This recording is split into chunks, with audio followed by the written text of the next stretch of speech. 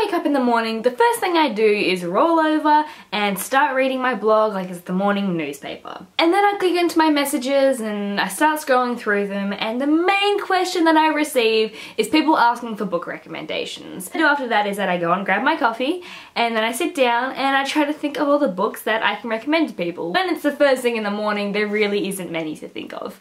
So I thought, what is a better thing to do than to make a video with book recommendations, so that when someone goes, oh, can you please recommend me a cute little young adult romance book, I can just be like, watch this short Australian girl yell book recommendations at you, and voila!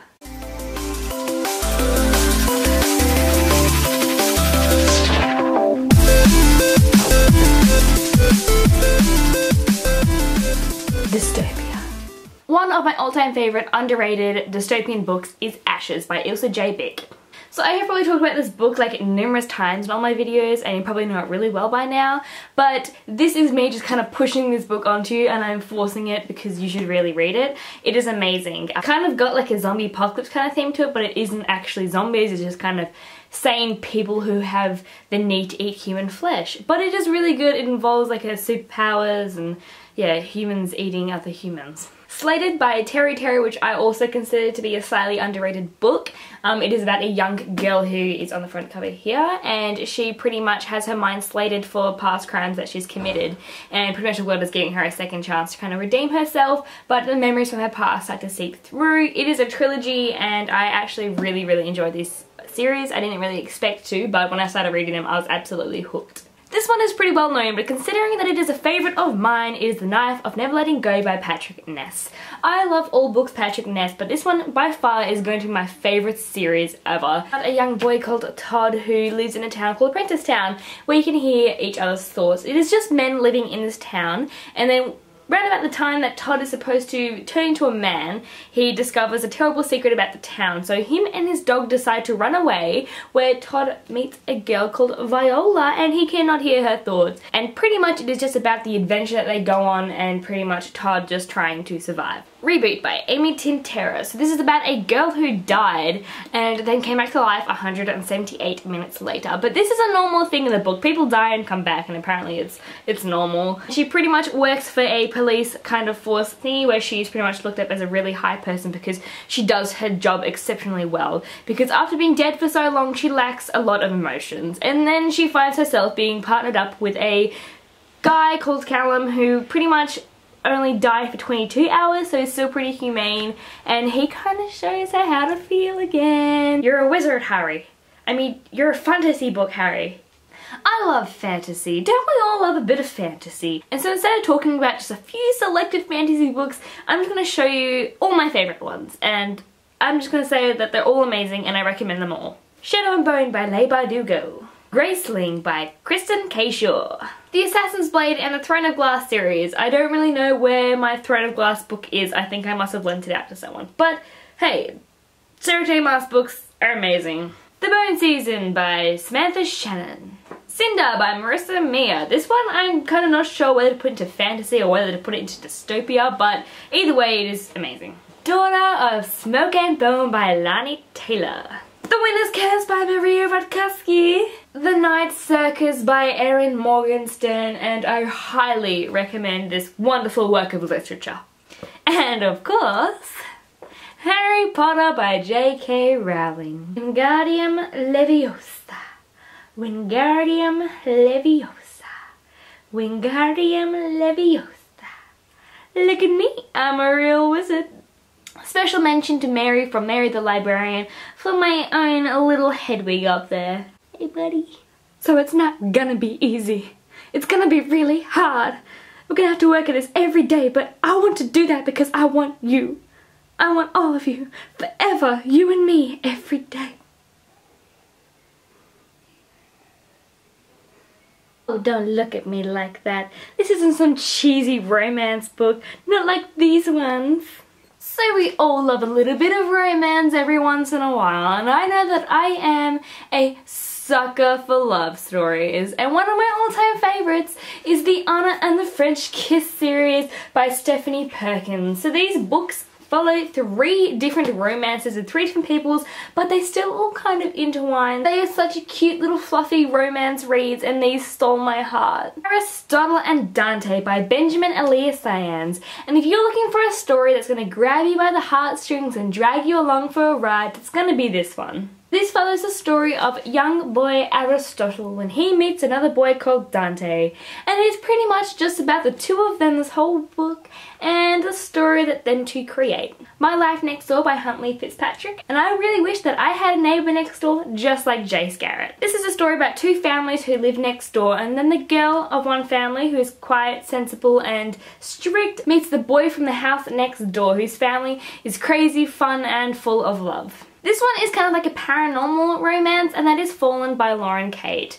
I look at these books as they are the ultimate paranormal love story that I have ever read about.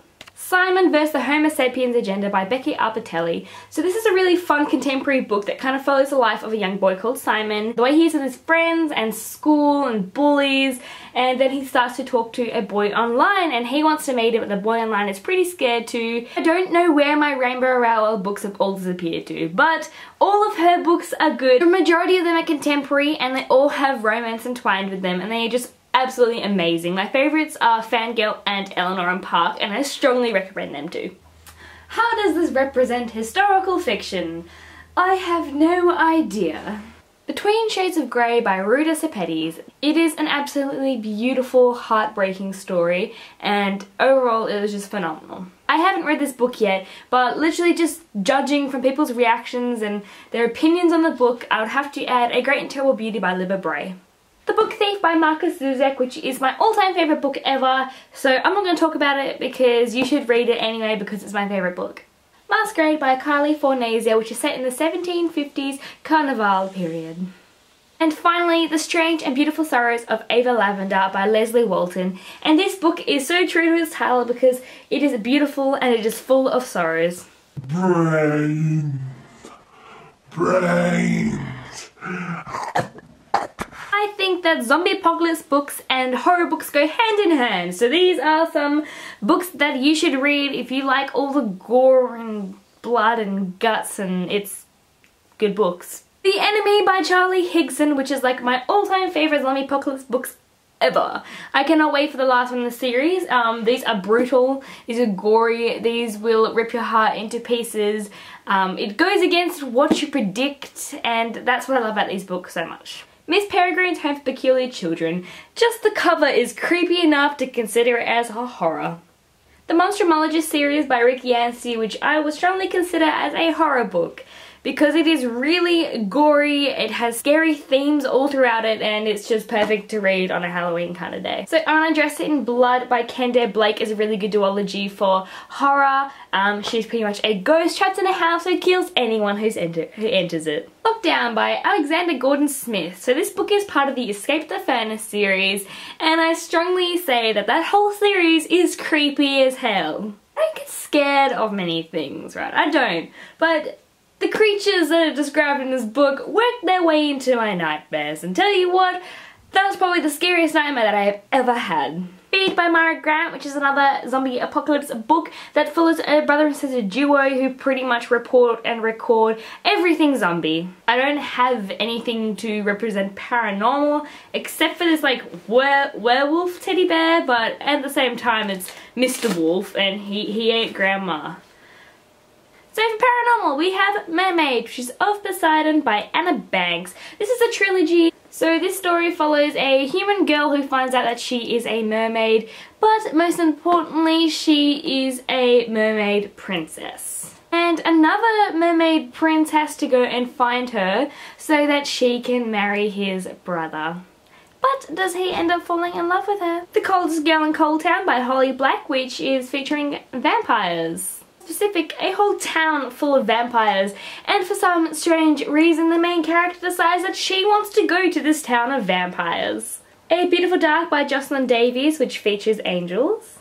Unearthly by Cynthia Hand, which also features angels. Fallen, that also features angels. And Hush Hush, which also has angels in it. Talon by Julie Kakagawa, which has dragons. Shiver by Maggie Stiefvater, which features werewolves. Amanda Hocking has a few supernatural, paranormal series, starting the Watersong series, which is about sirens and harpies, off the top of my head, which is, yeah, it's a 4-book series and that one turned out to be alright. So Switched by Amanda Hocking, which is the Tryelle trilogy, which is around trolls. And lastly, contemporary books, which I have plenty of, so I don't need to do an entrance sequence to that one. Zack and Mia by A.J. Betts. Possible Knife of Memory by Laurie House Anderson, and I really want to read more of her books because she is an amazing author.